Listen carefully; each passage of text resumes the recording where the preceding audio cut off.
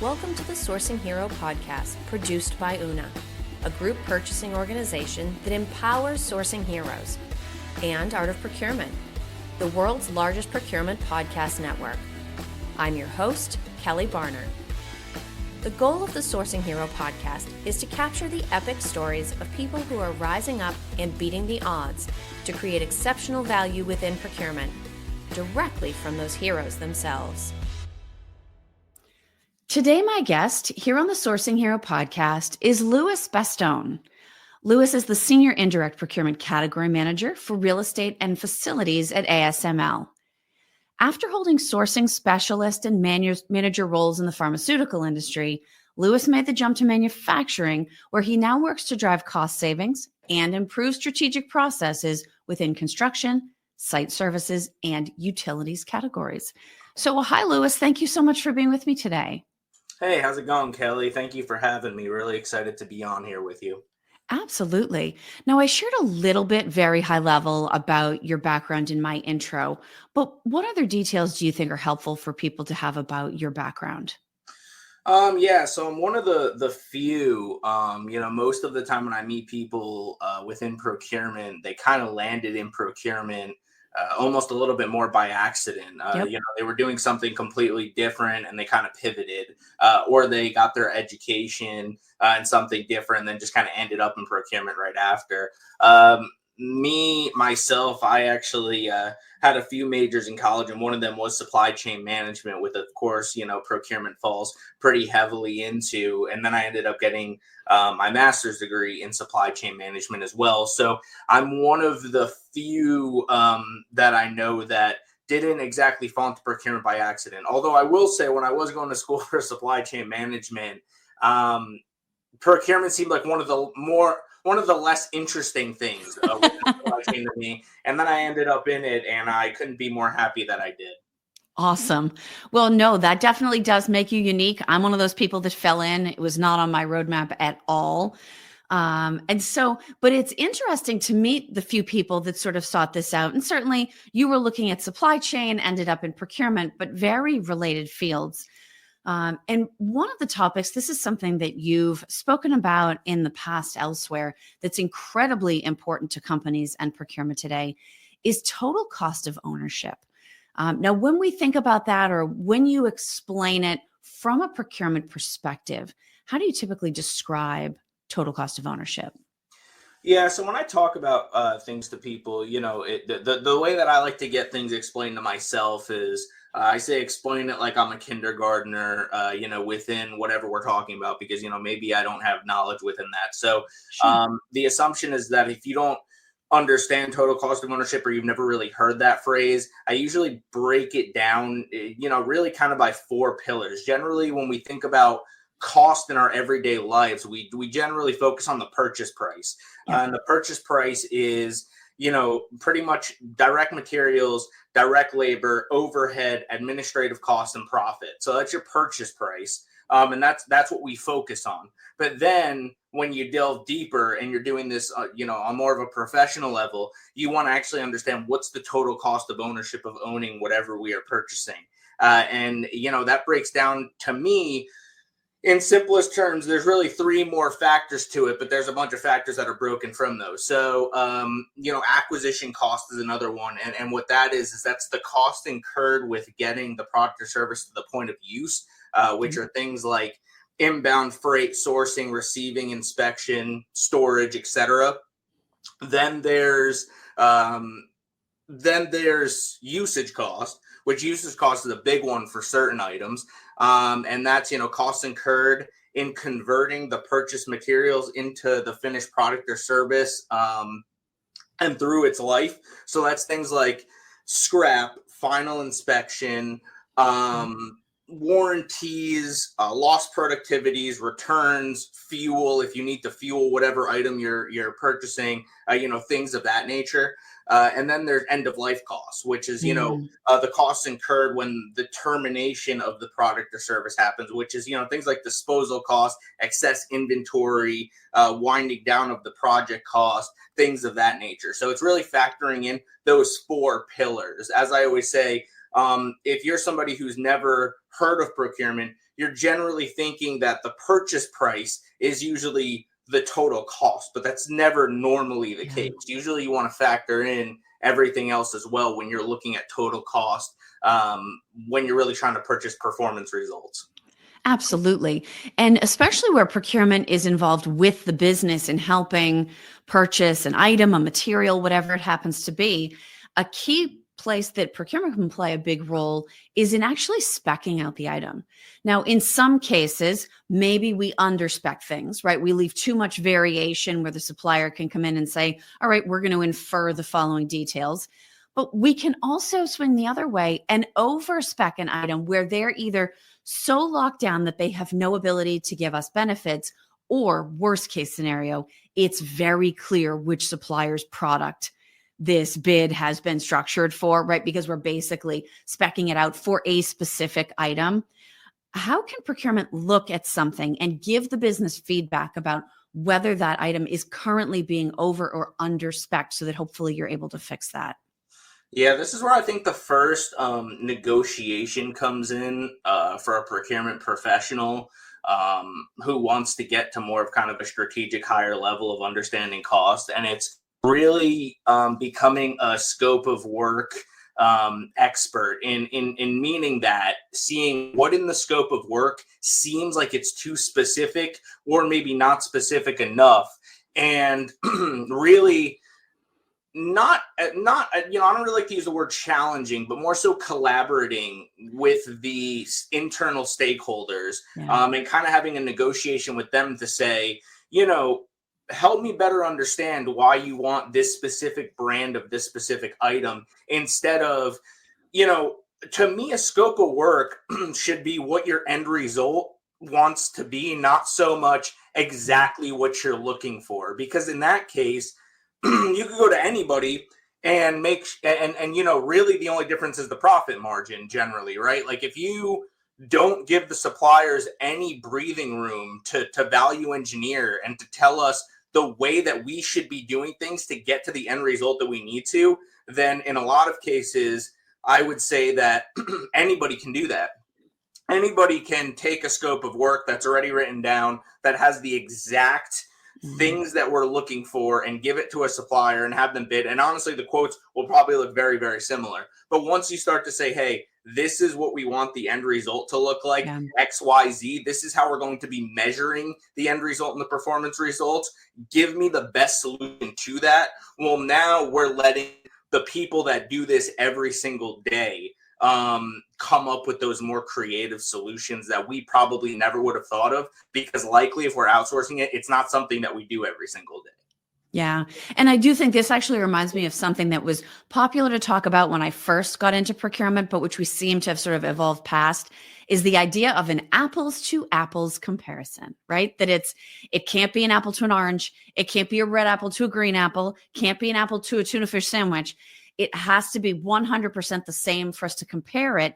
But in fact, to your point, that does drive out a lot of the competitive advantages that different suppliers would bring with them. And especially where total cost of ownership is a question, and you're thinking bigger picture about maybe the machinery this will go through, maybe the processes or the quality inspections that will be involved in that.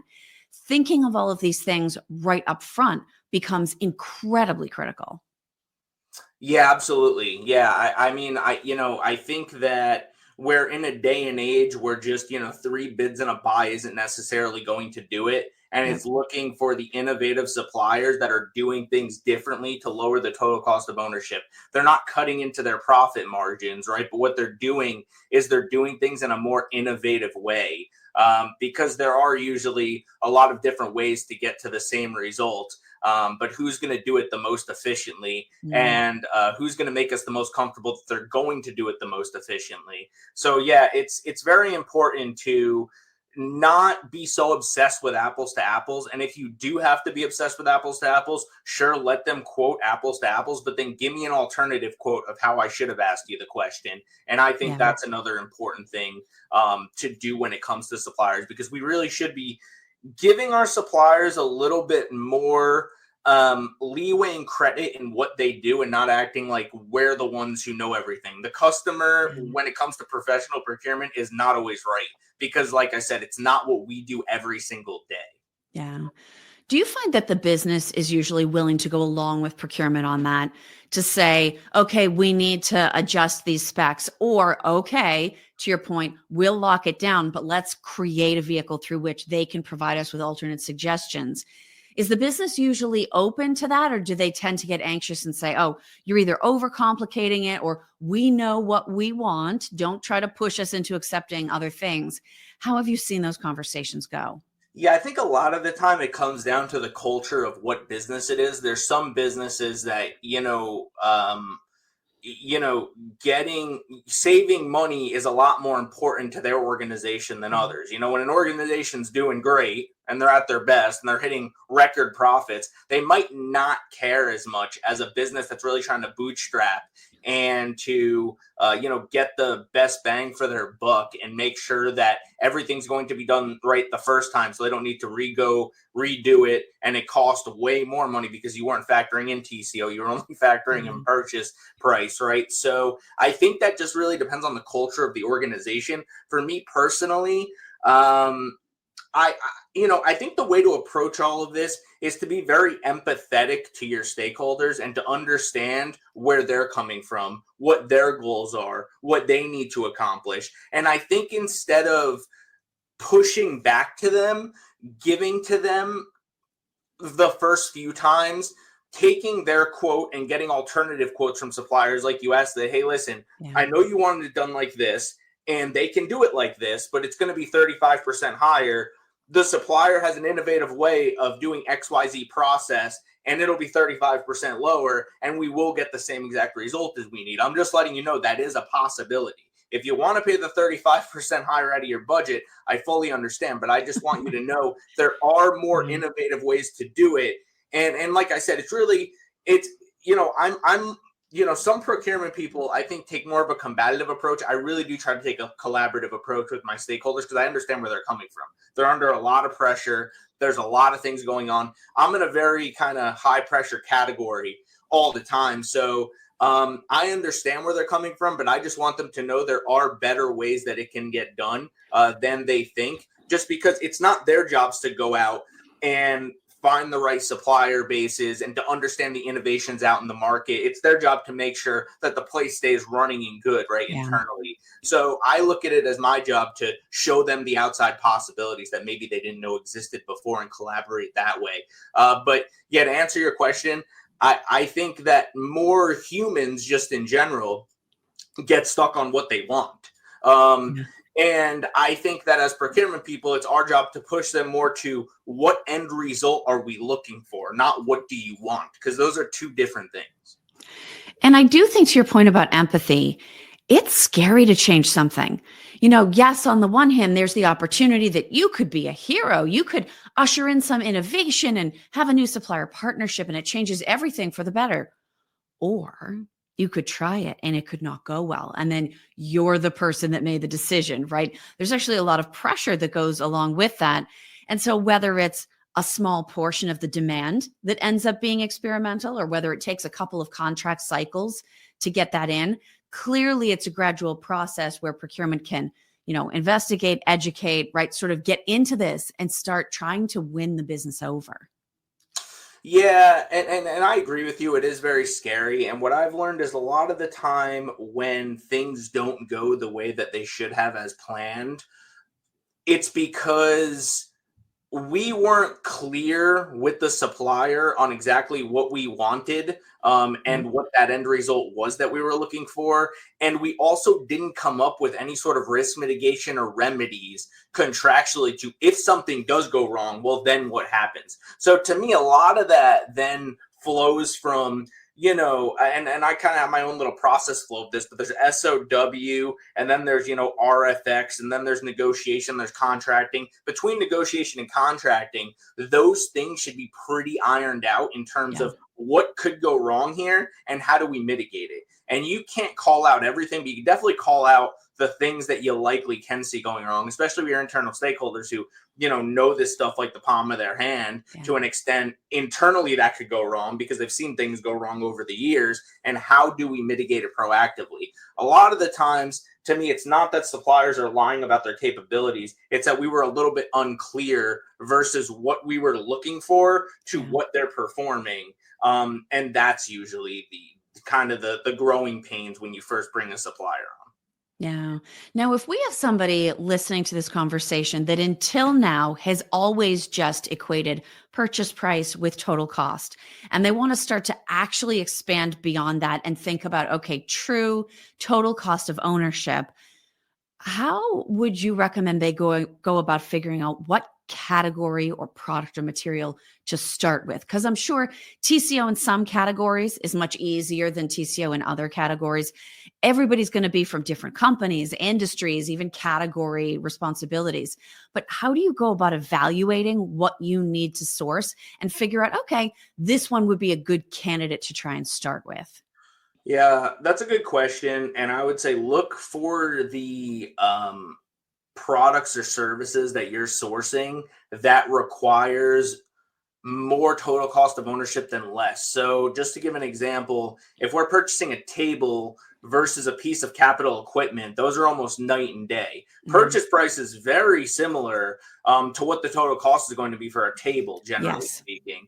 When it comes to a piece of capital equipment, that is not the case. There is a ton of things that you have to look at. You have to look at maintenance costs. You have to look at if something goes wrong, what's going to happen with the servicing. You have to look at, is there anything that actually needs to fuel that piece of machinery? You have to look at the logistics of that machinery sometimes, depending on what size it is and where it's coming from. So there's a lot of different elements. So when you want to start doing total cost of ownership analyses or working with your suppliers on, hey, let's break this down a little bit more into what the cost really is.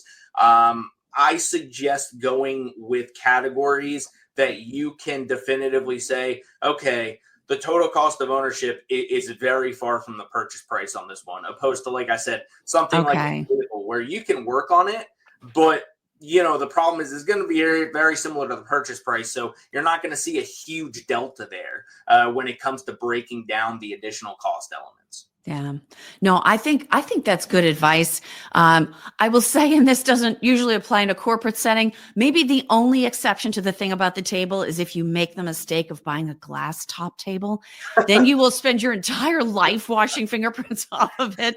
But other than that, not a lot of fuel, not a lot of maintenance. Things are very unlikely to go wrong with that table. So I think that's a terrific example, sort of table versus CapEx.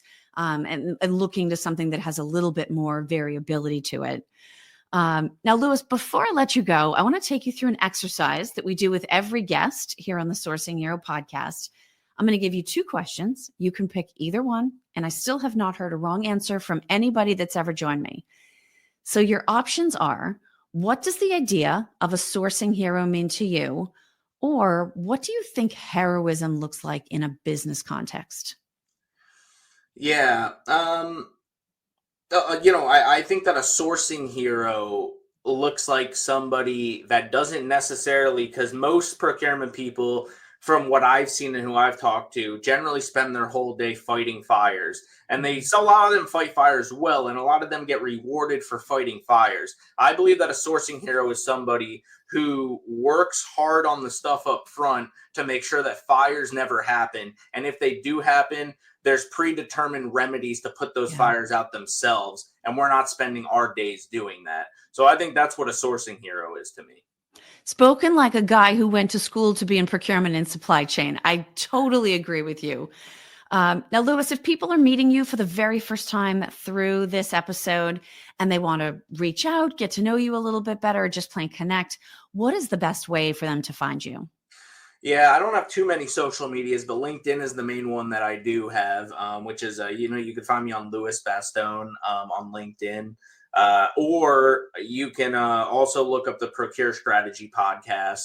That's, everywhere that you can download podcasts. And I don't put episodes out all the time. I put episodes out when I think they're going to be valuable to put out. And I have something in my head that the premise of it essentially is when I first got out of school, things that I would have liked to know before going into my first job to excel my career a lot quicker. So that's really kind of the approach that I take. Thank you for listening to this episode of the Sourcing Hero podcast. Join us again next time for more true stories of sourcing and business heroism performed by your colleagues and peers.